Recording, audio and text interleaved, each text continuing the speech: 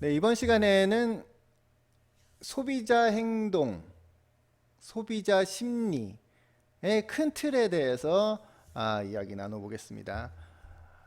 이 소비자라고는 했지만 결국 사람이죠. 사람에 대한 이해에 관련된 부분들이고요. 그래서 사람의 심리에 대한 이해가 있을 때 마케팅이 좀 더 쉬워지고 어떤 조직 행동론이 잘 이해가 되고 나아가서 리더로서 어떤 실수를 하지 말아야 될지에 대한 내용까지도 알게 될 수 있는 그런 사람의 이해에 대한 내용이니까 한번 어떤 재미있는 내용들이 있는지 한번 보시죠. 자, 좀 더 이해를 쉽게 하기 위해서 이 그림을 가지고 왔습니다. 그래서 좀 익숙하시죠? 뭔가 이제 인풋이 있고 프로세스가 있고 이제 아웃풋이 있는. 이 프로세스는 이제 사람의 생각 혹은 느낌 뭐 이런 거를 표현한 거고요. 자, 우리 기업은 소비자를 설득하기 위해서 다양한 마케팅 활동들을 합니다. 마케팅 활동들을 투입했을 때 이 소비자들은 생각을 하겠죠. 느끼겠죠. 생각하거나 느끼거나. 그래서 결국 그 아웃풋은 그래서 구매를 하는지 많은지가 굉장히 중요한 지표인 거죠. 왜냐? 기업은 생존을 해야 되니까요. 소비자의 구매가 없이는 생존을 해 나가기가 쉽지 않죠. 그래서 정말 중요한 지표는 결국 아웃풋은 구매 여부다. 그래서 소비자 행동에 대한 연구의 전체 큰 틀은 여기까지라고 생각할 수도 있지만 여기서 또 구매 이후의 행동까지도 연구를 합니다. 무슨 말이냐? 이제 피드백을 받죠. 뭔가 행동을 했을 땐 어떤 피드백이냐? 구매하고 나서의 태도.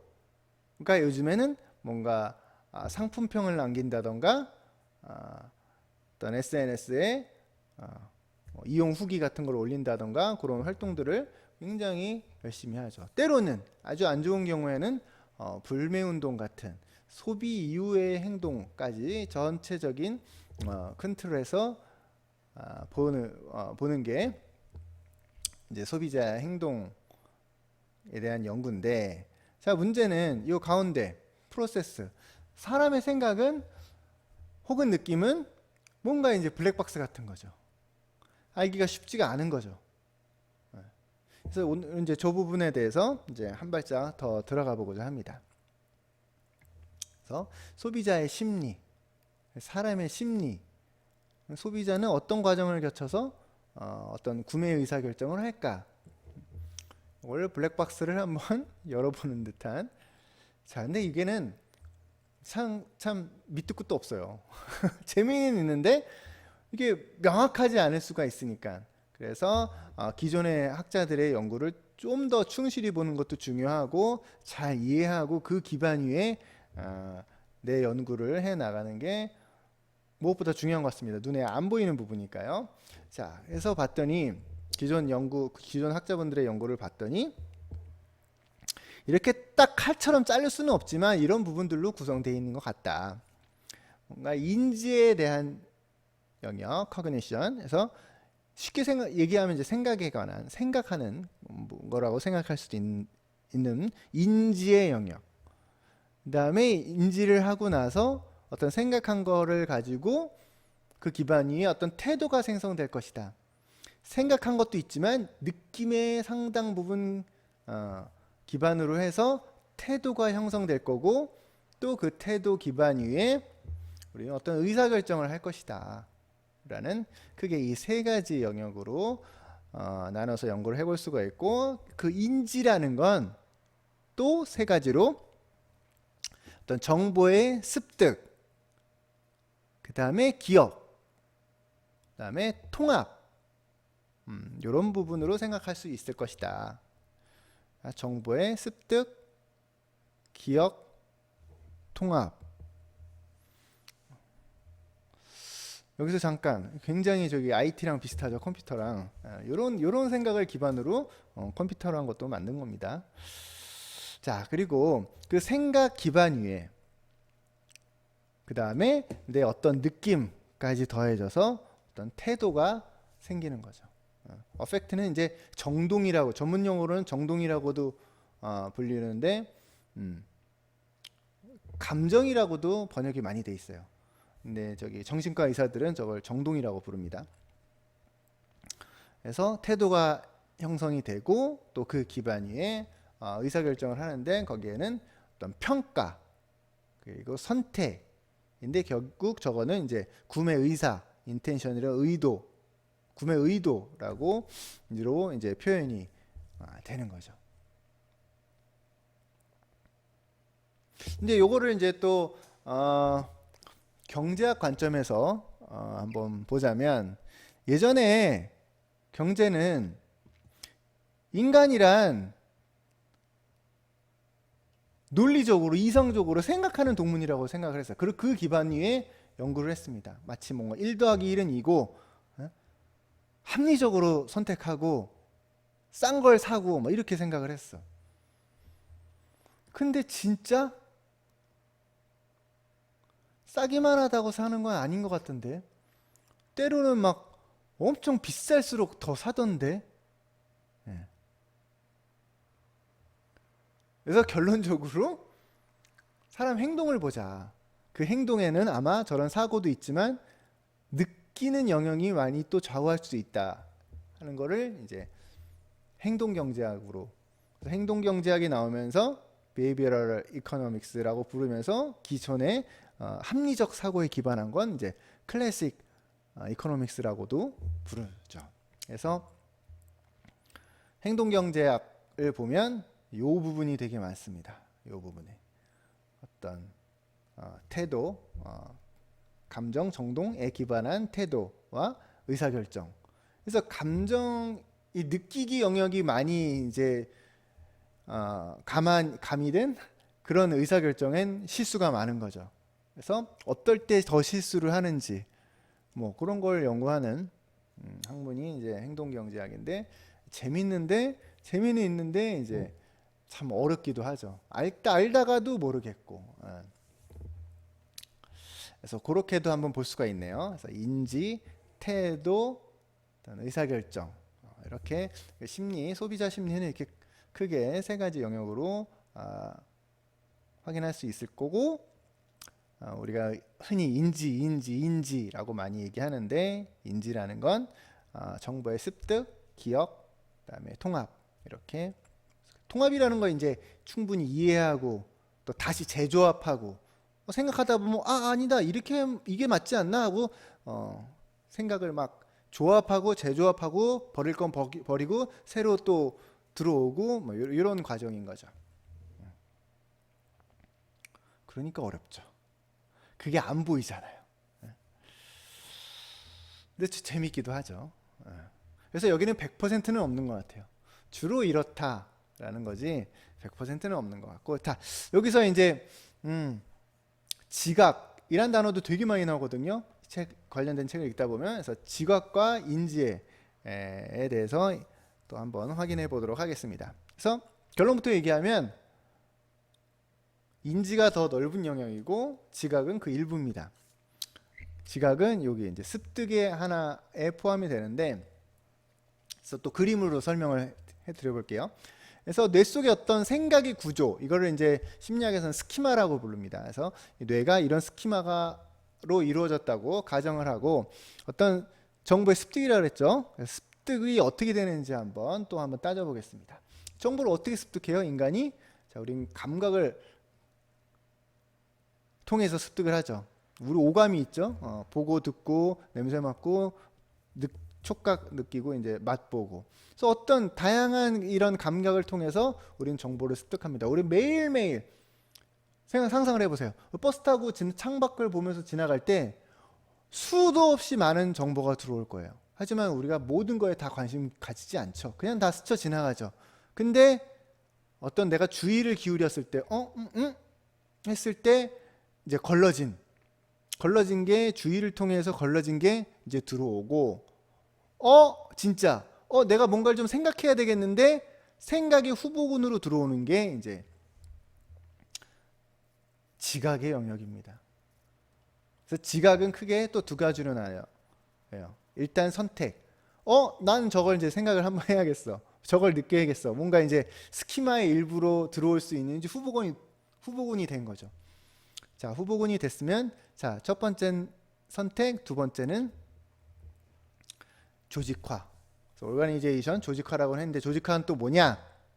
일단 카테고리를 선정해야 돼요. 뇌의 어떤 부분에 저게 들어가야 되지? 저게 뭐 패션에 관련된 거야? 뭐 운동에 관련된 거야? 아무튼 뇌 속에 어디에 저장할까? 어느 DB에 넣을까? 어떤 데이터베이스에 넣을까? 카테고리를 정하고 나서 일단 집어넣는 거죠. 카테고리를 선정해서 집어넣어서 초반의 통합 일단 집어넣는 거죠. 어딘가에. 그래서 그림으로 보면 이렇게 뭔가 일단 넣어서 연결시키는 거죠. 어디에 배치를 시키는 거죠. 요게 지각이라고 합니다. 근데 이게 눈에 보이는 건 아니죠. 저렇게 이해를 하자. 지각이란 단어를 요런 의미로 사용하자 라고 주장을 한 거죠. 그래서 지각이라고 하면 정보의 습득의 일부인데 어떤 감각이나 주의어를 거쳐서 저런 스키마에 들어갈 생각의 후보군으로서 선택을 해서 어디 집어넣을지 해서 딱 일단 처음에 집어넣는 것까지. 그래서 그래서 뭔가 머릿속에 들어온 거. 왜? 대부분의 우리가 본 거는 다 그냥 지나가니까. 거기까지가 지각인 거고.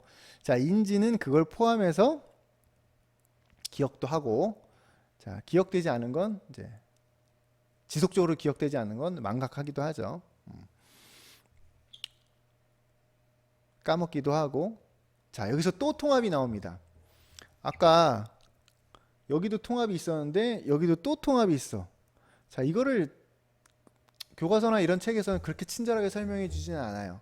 그래서 그림을 그리면서 보니까 이런 거죠. 이런 거겠구나. 여기 지각에서 나오는 통합은 일단 1차적으로 집어넣는 거, 처음에 집어넣는 그런 통합. 여기서의 첫 번째 통합은 이제 습득에서의 통합인데 여기서 나오는 통합은 한번 집어넣었다고 끝이 아니잖아요.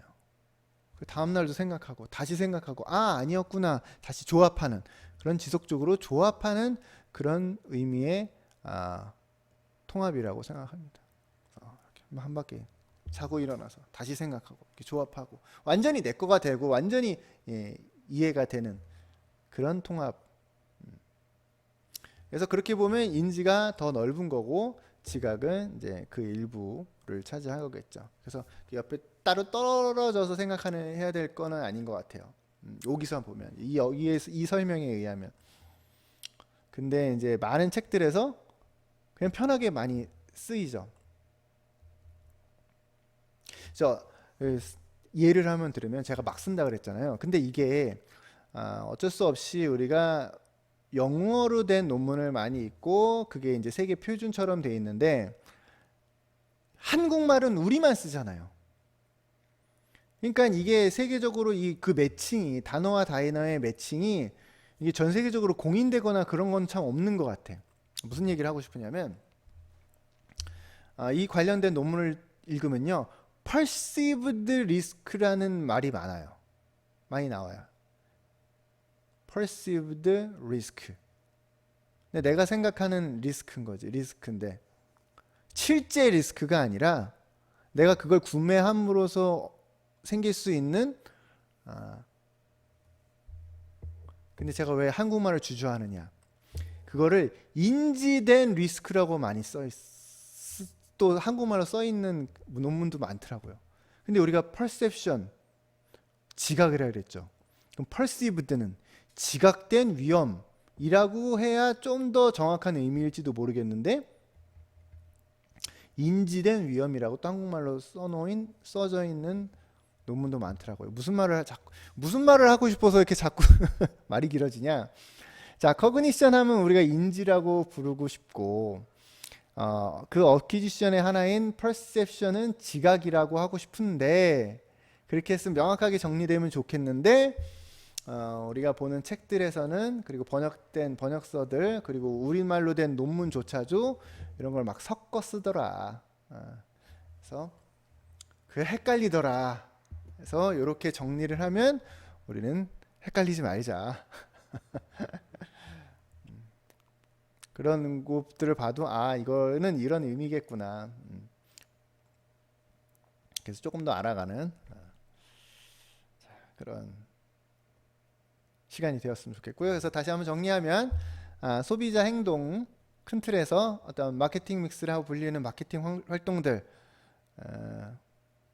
상품이나 서비스, 그다음에 유통, 그다음에 뭐 판촉 활동, 그다음에 가격 이런 것들을 다양하게 써서 우리 소비자를 설득시키려고 하겠죠. 그럼 소비자는 머릿속에서 인지를 하고 뭐 태도를 갖고 그걸 기반으로 어떤 의사결정을 하는 그래서 결국은 구매를 하느냐 마느냐의 아웃풋으로 나오고 구매 후 활동에 대한 또 구매를 하지 않았을 때에 대한 것도 또 피드백을 할 수가 있겠죠.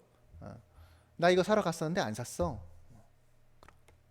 우리도 그렇잖아요. 뭐 나 저거 사러 가야지 하다가도 딴 거 사올 때도 있잖아요. 근데 우리 연구하는 사람들은 왜 그런 의사결정을 했을까? 특히나 그게 IT 시스템이라면 UX, UI를 어떻게 설계를 하면 뭐 이런 결과가 나올까? 이런 결과가 나올까? 그런 걸 우리는 이제 알고 싶은 거죠. 그래서 오늘은 여기까지 해서 전체적인 큰 틀, 소비자의 행동의 연구 분야의 전체적인 큰 틀은 이런 게 있구나. 근데 저런 부분들을 파고 들어가다 보면 엄청나게 많은 내용들이 있겠구나.